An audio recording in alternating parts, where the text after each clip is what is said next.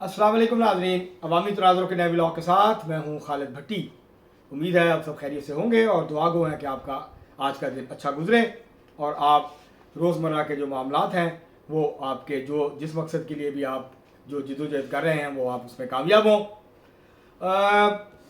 आज के इस व्लॉग में हम बात करेंगे कि मुस्लिम लीग नून की हुकूमत ने, मुस्लिम लीग नून की आला क़यादत ने, हुकूमत नहीं मुस्लिम लीग नून की आला क़यादत ने बशमूल वज़ीर आज़म जनाब शहबाज शरीफ साहब और साबिक़ वज़ीर आज़म और मुस्लिम लीग नून के कायद जनाब मियाँ नवाज शरीफ और जो पूरी क़यादत है मुस्लिम लीग नून की बड़ी क़यादत है, उन्होंने एक दफ़ा फिर एक बड़ा यू टर्न लिया। जमहूरियत, आइन, कानून के दावेदार जो हैं उन्होंने एक दफ़ा फिर जो अहलियत है, जो वफादारी है, उसके ऊपर कबूलियत को तरजीह दी। ये यू टर्न लिया मुस्लिम लीग नून ने कि उन्होंने सबको ये तवक्को और उम्मीद थी कि शाह गुलाम कादर जो आज़ाद जम्मू कश्मीर के सदर हैं मुस्लिम लीग नून के, वो वज़ारत उज़्मा के सबसे मजबूत उम्मीदवार हैं, तो वो वज़ीर आज़म बन जाएंगे। मगर कल सूरत हाल में ड्रामाई तब्दीली आई और ऊपर से हुक्म आया कि नहीं, शाह गुलाम कादर वज़ीर आज़म नहीं होंगे। और राजा फ़ारूक हैदर साहब पहले भी पीछे ही थे दौड़ में, आगे आगे शाह गुलाम कादर साहब थे। मुझे याद आ गया कि एक इंटरव्यू में एक खातून सहाफ़ी ने शाह गुलाम कादर साहब से पूछा कि जी हम आपको वज़ीर आज़म बनने की मुबारकबाद दे दें, ये कोई 3 हफ्ते पहले की बात है। तो शाह गुलाम कादर साहब ने कहा, चौधरी यासीन भी उस प्रोग्राम में थे जो आज़ाद जम्मू कश्मीर पीपल्स पार्टी के सदर हैं। तो शाह गुलाम कादर साहब ने कहा कि देखें, चौधरी यासीन साहब बैठे हुए हैं, जो कुछ इनके साथ हुआ उसके बाद आप मुझे अभी मुबारकबाद ना दें। ये सदर थे, इनका हक था, वज़ारत उज़्मा वज़ीर आज़म कोई और बन गया और ये बैठे रहे, देखते रह गए। तो मुझे उन्होंने कहा कि जब तक मैं वज़ीर आज़म ना बन जाऊँ, आपकी मेहरबानी, आप मुझे मुबारकबाद ना दें। मैं अभी मुबारकबाद कबूल नहीं कर रहा क्योंकि मुझे पता है मेरे साथ भी ये हो सकता है। अब ये जो खदशा था शाह गुलाम कादर साहब का, ये कल रात को उस वक्त दुरुस्त साबित हुआ जब उनको ये कहा गया कि जी आप वज़ीर आज़म नहीं होंगे, बल्कि बैरिस्टर इफ्तिखार गिलानी जो हैं वो चीफ प्राइम मिनिस्टर होंगे। और उनको कन्विंस करने की कोशिश हुई, वो नाराज़ होकर चले गए और राजा फ़ारूक हैदर ख़ान भी चले गए और उन्होंने कहा कि वो साथियों से बात करेंगे, फिर बताएंगे। पिछले व्लॉग में हम ये आपके सामने ये तफसील रख चुके हैं, अब उसमें हम वापस नहीं जाएंगे। लेकिन ये जो मुस्लिम लीग नून की क़यादत का फ़ैसला है, ये पैगाम है, बड़ा वाज़ेह पैगाम है। पैगाम ये है कि अब जो हाइब्रिड रिजीम है, ये जो हाइब्रिड सिस्टम है जो पाकिस्तान में राइज है, 2018 से पहले भी था, पहले इतना मजबूत नहीं था जितना अब हाइब्रिड रिजीम मजबूत हो गया, उसने अपने पंजे मजबूती से गाड़ लिए हैं। तो हाइब्रिड रिजीम में जिसने हाइब्रिड पॉलिटिक्स में जिसने पॉलिटिक्स करनी है, इस सियासी निज़ाम का बंदोबस्त का हिस्सा बनना है, तो उसके लिए पार्टी के साथ वफादारी की कोई हैसियत और अहमियत नहीं है। पार्टी के साथ वफादार होना कोई अहम नहीं है। हाँ, अगर आप पार्टी के वफादार हैं, रहें आप, लेकिन अगर आप ताकतवरों के वफादार नहीं हैं, वो आपसे खुश नहीं है, उनके यहाँ आपकी कबूलियत नहीं है, तो आप अपनी तमाम तर वफादारी, तमाम तर सियासी तजर्बे, तमाम तर सियासी काबिलियत के बावजूद जो जिस ओहदे को आप समझते हैं कि आप उसके अहल हैं, आप वहाँ पर नहीं पहुँच पाएंगे। क्योंकि पाकिस्तान में पहले कहा जाता था कि कबूलियत और मकबूलियत दोनों होनी चाहिए। मतलब अगर आपके पास वोट बैंक भी है तो आपका ताकतवरों की तरफ से आपके लिए कबूलियत भी होनी चाहिए, वो आपको कबूल भी करते हो। वरना मकबूलियत अगर सिर्फ हो तो फिर वैसे यही होता है उसके साथ, मकबूलियत के साथ जो 2024 में तहरीक इंसाफ के साथ हुआ, 2018 में मुस्लिम लीग नून के साथ हुआ था।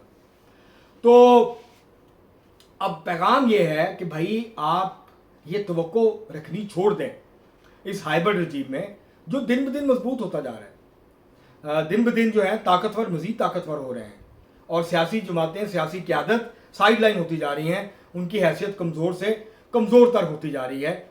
और कोई भी इस वक्त ये आप जहन से निकाल दें कि कोई बड़ी सियासी जमात की कोई बड़ी सियासी क़यादत लड़ना चाहती है, मुज़ाहमत करना चाहती है, इस वक्त कोई मुज़ाहमत नहीं करना चाहता।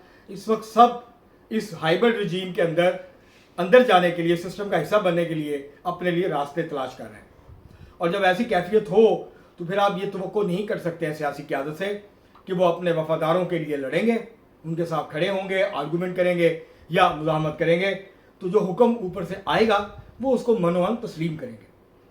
اور خاص طور پہ وزیر اعظم جناب شہباز شریف صاحب, وہ تو خواب میں بھی نہیں سوچتے کہ وہ حکم عدولی کریں یا وہ بات ماننے سے انکار کریں. اور میاں صاحب کے ساتھ جو ہوا اس کے بعد سے میاں صاحب جو ہیں وہ بھی اب پھونک پھونک کے قدم رکھتے ہیں. ان کے اندر کا جو باغی تھا اور جو مزاحمت کار تھا وہ اب بہت ٹھنڈا ہو چکا ہے. وہ جو لاوا میاں صاحب کے اندر جو ہے وہ تھا وہ اب ٹھنڈا ہو گیا. اور جب لاوا ٹھنڈا ہو جاتا ہے تو آپ اس کے اوپر گھومتے پھرتے رہیں, جو مرضی کرتے رہیں, آپ کو پتہ ہی نہیں چلتا کہ یہ لاوا کیا کر سکتا ہے آپ کے ساتھ. تو لاوا جب چل رہا ہوتا ہے اسی وقت خطرناک ہوتا ہے. لاوا جب جم جاتا ہے تو پھر کوئی مسئلہ ہی نہیں ہے. تو میاں صاحب جو ہیں وہ اس وقت جمع ہوا لاوا ہے, ٹھنڈے ہیں, وہ ستو پی کے اپنے سکون سے گرمیاں جو ہیں کبھی مری اور کبھی رائے بینڈ میں گزار رہے ہیں اپنے جاتی عمرہ والے گھر میں. تو اب مسئلہ یہ ہے کہ یہ جو آزاد کشمیر میں وزارت عظمیٰ کا فیصلہ ہوا ہے تو دو چیزیں بڑی واضح ہیں. ایک یہ کہ جب آپ اسٹیبلشمنٹ کی مدد سے, طاقتوروں کی مدد سے الیکشن جیتتے ہیں تو پھر آپ کو ان کی بات ماننی پڑتی ہے. آپ خود سے اگر الیکشن جیتے ہوں, آپ اپنی پاپولیرٹی کی بنیاد پہ الیکشن جیتے ہوں, پورے الیکشن پروسیس کے اوپر سوالات نہ ہوں, اور آپ کو اس بات کا یقین ہو کہ آپ اپنے حلقے میں مقبول ہیں, آپ ایک مقبول سیاسی جماعت ہیں, تو پھر آپ بیساکھیاں نہیں ڈھونڈتے, پھر آپ اپنی قوت پہ الیکشن لڑتے اور جیتتے یا ہارتے جو بھی ہو. تو جب آپ سہارے ڈھونڈتے ہیں, بیساکھیاں ڈھونڈتے ہیں, تو پھر بیساکھیاں اور سہارے ایسے نہیں ملتے, اس کی کچھ شرائط ہوتی ہے. اب اگر شاہ غلام قادر صاحب کو اور راجہ فاروق حیدر خان صاحب کو یہ پتہ نہیں ہے تو پھر اور کس کو پتہ ہوگا کشمیر میں کہ سہارے کا اور بیساکھیوں کا مطلب کیا ہوتا ہے, ایک ہائیبرڈ رجیم کا حصہ بننے کا مطلب کیا ہوتا ہے. اور آپ رہیں وفادار, آپ میاں نواز شریف صاحب کی صبح شام تعریفیں کرتے رہیں, جو مرضی کرتے رہیں, کسی سے کوئی فرق نہیں پڑتا. میاں صاحب کے دل میں آپ کی قدر ہوگی, عزت ہوگی. لیکن طاقتور اگر آپ کو ناپسند کرتے ہیں تو پھر آپ بھول جائیں کہ آپ صدر بن سکتے ہیں, وزیر اعظم بن سکتے ہیں. اور ایم ایل اے بن گئے ہیں, آپ شکر کریں کہ آپ کو ایم ایل اے بننے دیا ہے, ورنہ آپ ہار جاتے تو آپ نے کیا کر لینا تھا, پرانی تنخواہ بھی کام کرنا تھا نا. تو اس لیے میرا خیال ہے کہ آج یہ فیصلہ ہو جائے گا شام تک, کیونکہ کل ایک دن کے لیے الیکشن ڈیلے کیا گیا ہے اس فیصلے کی وجہ سے. یہ جو مزاحمت ہے نون لیگ کے اندر, اس کی وجہ سے آج الیکشن ہونا تھا وزیر اعظم کا, اب وہ کل ہوگا. اور آج کا دن لیا ہے نون لیگ نے کہ اس مسئلے کو سالو کریں. اور پیغام میں نے آپ کو جیسے کہا کہ دوسرا ایک پیغام تو یہ ہے کہ اگر آپ ہماری مدد سے جیتیں گے تو ہماری بات مانیں گے, پھر وزیر اعظم ہمارا ہوگا, آپ کا نہیں ہوگا.